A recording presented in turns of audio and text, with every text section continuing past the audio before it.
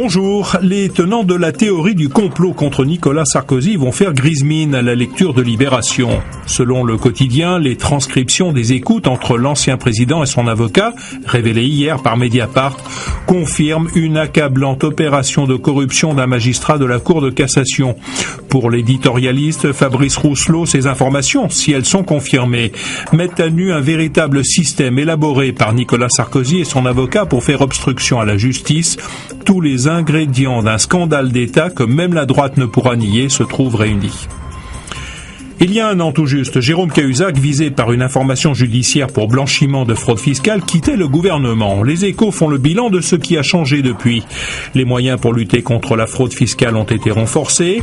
La Haute Autorité pour la Transparence est en activité, ainsi qu'un procureur financier. C'est d'ailleurs cette dernière, Eliane Houlette, qui a ouvert une information judiciaire à l'encontre de Nicolas Sarkozy pour trafic d'influence. Les Échos consacrent également un cahier de 8 pages au vrai coût des promesses de campagne pour les municipales dans les 10 plus grandes villes de France. En résumé, des promesses globalement moins coûteuses, un engagement à ne plus user du levier fiscal et un goût très limité pour les économies de fonctionnement. Y aura-t-il un remaniement après ces municipales ? Le Monde révèle que c'est l'option privilégiée à l'Élysée qui est tentée par le statu quo. Le maintien de Jean-Marc Ayrault à Matignon est donc probable. Le Premier ministre est d'ailleurs confiant à ce sujet. Selon nos confrères, il règne une drôle d'ambiance au Conseil des ministres où François Hollande s'amuse, paraît-il, avec les nerfs de ses ministres. Selon un conseiller, c'est même lui qui ferait fuiter dans la presse les noms des possibles remplaçants de Jean-Marc Ayrault. Pendant ce temps, Poutine annexe la Crimée, titre Le Figaro. Les Occidentaux sont très en colère et se disent prêts à riposter.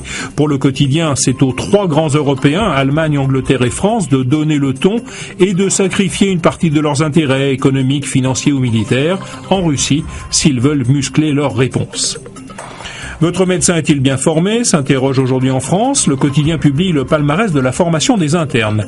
5000 d'entre eux ont été interrogés. C'est à Lille qu'ils reçoivent le meilleur enseignement. Paris est 4e, Lyon 21e et Marseille en 28e et dernière position. Une réforme des études de médecine est actuellement envisagée. L'image du jour nous ramène vers la Crimée. Willem nous offre sa vision de la colère européenne face à la Russie. Sans commentaire. Bonne journée à tous.